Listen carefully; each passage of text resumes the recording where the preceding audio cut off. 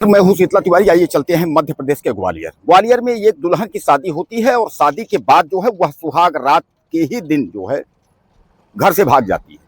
दरअसल वह शादी धूमधाम से होती है, उसके बाद जो है सुहाग रात का वक्त जब होता है तो रात्रि में जो है वह घर के खिड़की से जो है वह निकल करके कूदती है। उसके बाद जो है वो चंपत हो जाती है। सुबह जब होता है तो घर वालों में जो है वह तमाम हंगामा हो जाता है कि आखिर दुल्हन कहाँ भाग के गई, दुल्हन कहाँ गई। यह सब लोग आपस में जिक्र करने लगते हैं, चर्चा करने लगते हैं कि आखिर दुल्हन कैसे फरार हो गई। अब दुल्हन जो है वह पहुंच गई जो है पुलिस थाने में, और पुलिस थाने में जो है उसने गंभीर आरोप लगाया है। पुलिस थाने में दरअसल उसने आरोप ये लगाया है कि जो हमारा पति है वो जो है नपुंसक है, यानी पति को जो है वह गुप्तांग ही नहीं है। और पति ने मुझसे ये कहा कि तुमको हमारे भाई के साथ जो है सोना होगा और हमारे भाई से ही जो है बच्चा पैदा करना होगा, यानी मैं नपुंसक हूं, यानी मैं बच्चा तुमको नहीं दे सकता, तो भाई के साथ सोना होगा। बहरहाल जैसे ही युवती ने ये बात पुलिस को बताई तो पुलिस को जो है सरदर्दी हो गई। पुलिस ने कहा भैया इस तरीके का मामला कैसा कैसा मामला आता है, लेकिन बहरहाल पुलिस ने इस मामले की रिपोर्ट दर्ज की है, क्योंकि इसमें जो है दहेज एक्ट का यानी दहेज उत्पीड़न का भी मामला है। उसमें कहा जा रहा है कि हमसे जो है झूठ बोल करके जो है ये लोग जो है हमारी शादी किए, हमारी जिंदगी लोग बर्बाद कर दिए हैं, और इन लोगों ने हमसे इतना इतना जो है जो कुछ लिए हैं। तो पुलिस ने जो है इस मामले को जो है दर्ज कर लिया है। अब युवती का जो साफ आरोप है कि पति नपुंसक है और पति जो है कुछ कर नहीं सकता, यानी वह फिजिकल रिलेशन जो है वो नहीं बना सकता। अब वो बोल रहा है भाई जो है बनाएगा, तो फिर ये बात जो है पहले पति ने छुपाई क्यों? इस पर जो है दुल्हन भड़की है। दुल्हन ने कहा इसीलिए हम सुहाग रात के दिन ही रात में जो है हम भाग आए। अब दोस्तों इतना गंभीर आरोप अपने पति पर ही लगाना और सुहाग रात के ही दिन इस तरीके का आरोप लगाना कहीं ना कहीं जो है ये शंका जो सवाल तो पैदा करता है। वो भी नई नवेली दुल्हन अगर इस तरीके के आरोप लगाएगी कि हमारा पति जो है इस तरीके का ऐसा ऐसा है, तो कहीं ना कहीं बात है। अब दूसरी ओर जो है जो दहेज प्रथा का मुकदमा उसने लिखा दिया है एक तरीके से कि भैया हमसे इतना इतना दहेज जो है, और झूठ बोल करके शादी की गई, झूठ बोला गया, उसके बाद शादी की गई और दहेज प्रथा के तहत उसने जो है मुकदमा लिखवा दिया। अब समस्या ये है कि उसको तो झेलना पड़ गया, लड़के को झेलना पड़ गया। लड़का का परिवार तो अब वो तो बेचारा दहेज प्रथा में वैसे भी आप जानते हैं कि आजकल जो है कानूनी कार्रवाई जो है बहुत गड़बड़ है। अगर जो मामला फंस गया तो फिर वो व्यक्ति भी बर्बाद ही हो गया। तो कहने का तात्पर्य यह है कि अब युवती ने जो है आरोप लगाया है। युवती ने कहा कि अब कुल मिला करके मुझे जो है ससुराल जाना नहीं है, हम लोग साथ नहीं रहेंगे, अब मुझे न्याय चाहिए।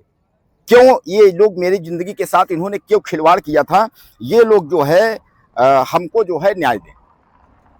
दरअसल दोस्तों ये 28 जून को जो है शादी थी और 29 जून को विदाई थी। उसी दिन सुहाग रात था और उसी दिन जो है दुल्हन घर से रफू चक्कर हो गई, उसी दिन भाग गई।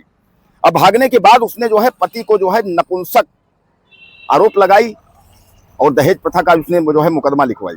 बहरहाल एमपी के ग्वालियर की ये घटना है। और मैं एक बात बता दूं आपको, मध्य प्रदेश का जो है ग्वालियर हो और सतना हो या रीवा हो, इस तरीके जो जिले हैं अपने आप जो है सुर्खियों में रहते हैं। किसी न किसी घटना को लेकर के जो है आए दिन ये सब जिले अपने आप में रहते हैं। तो कहने का तात्पर्य यह है कि इस तरीके की जो घटनाएं समाज में घटित हो रही हैं उससे कहीं ना कहीं समाज में जो है एक शर्मनाक स्थिति पैदा हो रही है, और कहीं ना कहीं जो है लोगों को शर्म से जो है झुक जाना हो रहा है। यानी इस तरीके की घटनाएं जो है नहीं होनी चाहिए।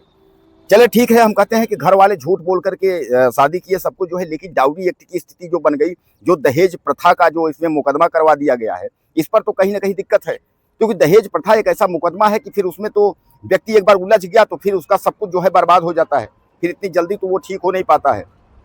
तो बहरहाल दुल्हन मानने को तैयार नहीं है और वापस वो ससुराल जाने को तैयार है। उसने कहा कि मेरे साथ धोखा हुआ है और हमारा पति जो है वो नपुंसक है। अब वो कह रहा है कि हम जो है संबंध नहीं बना सकते हैं, फिजिकल रिलेशनशिप नहीं कर सकते हैं, तो भाई के साथ संबंध बनाओ, तो मैं जो है ससुराल में नहीं रहूंगी।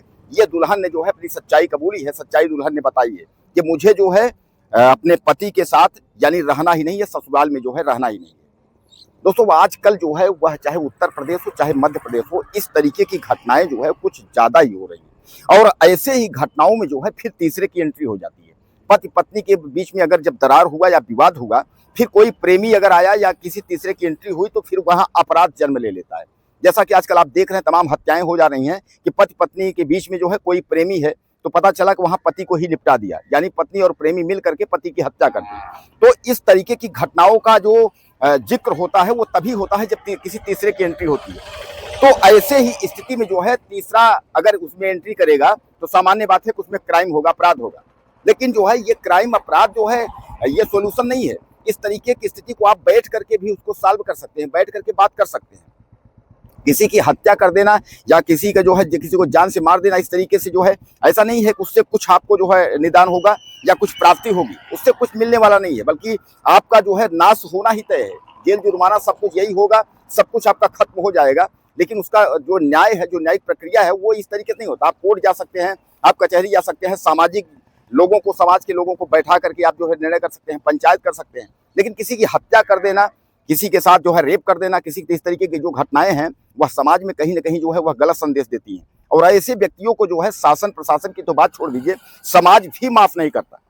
बहरहाल इनके बारे में क्या कहना चाहेंगे आप, लिखिएगा 2 लाइन। अगले वीडियो में फिर मिलते हैं।